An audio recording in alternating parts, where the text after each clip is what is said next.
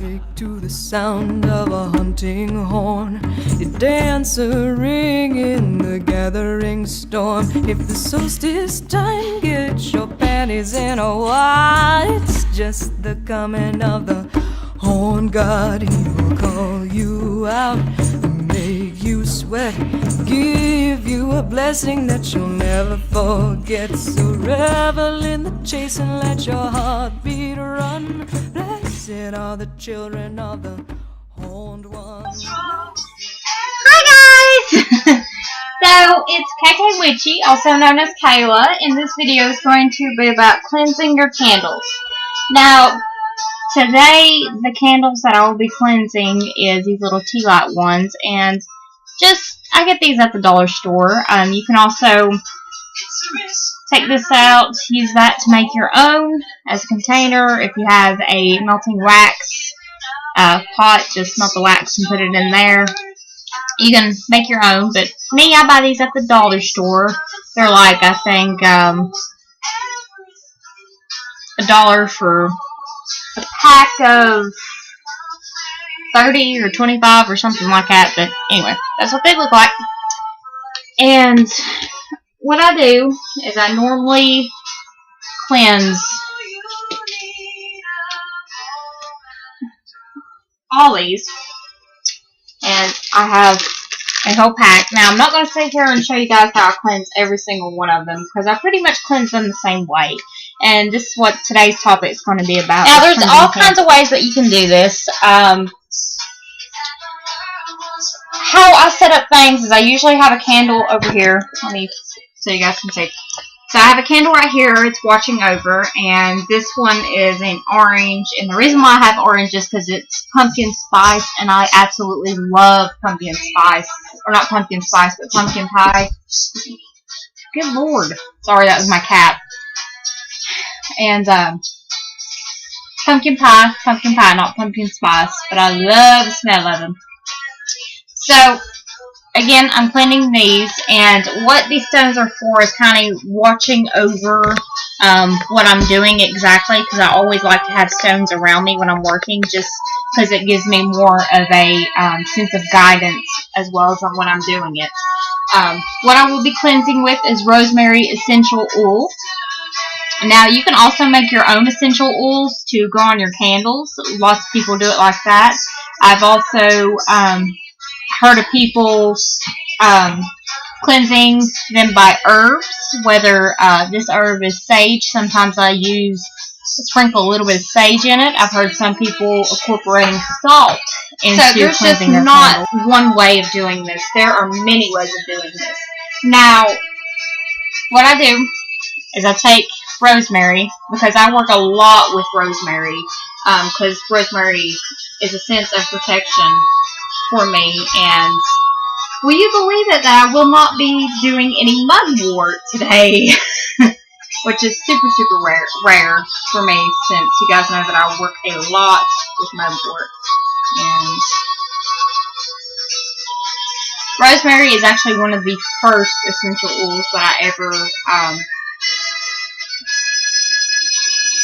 gotten. So rosemary essential oil, I work with it a lot. Also, so you just dab it on your finger and just go around the edges of it.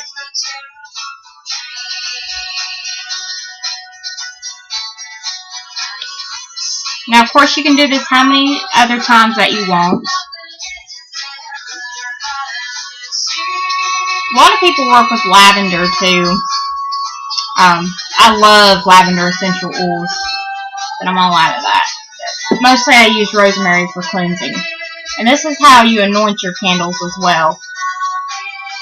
Like I said, for other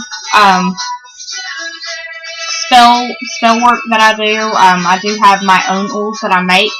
This is not one that I made. I got this from an Etsy shop.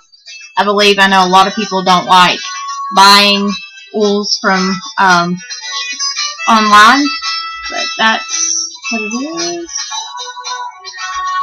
And this is a 1.5 ounce. And a lot of people don't like buying oils from it because the oil can eat and heat in the packaging, and it can damage the properties in the essential oil, but I hardly ever find essential oils around here in Tennessee, or the part where I live at. But like I said, you can use essential oils. Some people use salt, sea salt, herbs, fresh or dried herbs to put into their candles. And I do something a little bit different for the bigger jar candles. And what I do for that is I actually, here, hold on, I'll show you. Let me finish this one candle first. Alright, so these are the candles that I have done, and I will set these in my little shelf on my altar that I have down below. Now, the bigger jar candles like this, I actually put, I prick my finger and I do about 3 drops of my blood into them, just because blood is one of those personal things to incorporate. Now, I'm trying to find one that I anointed blood with, which I haven't anointed this one with anything. I anointed this one, I think, with blood. Yeah, I anointed this one. Wow, blood and pumpkin pie. That sounds super good.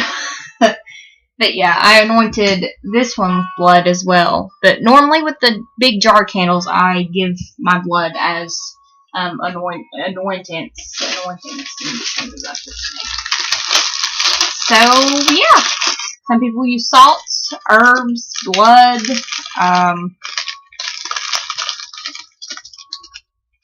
I've heard some people doing crushed seashells. Now, I'm not too sure about that, just because of how hard it would be to get the candlelight burning. But some people have crushed seashells for kind of as a, sorry, piece of hair, kind of a anointments for it. So, yes, this is how I cleanse my candles, and I will be anointing it with rosemary oil again. And yeah, if you guys do a different way of anointing candles or anything of that kind of sort, just let me know, because I like knowing different ways people do doing candles like that. So, bye guys, thanks for watching, and many blessings.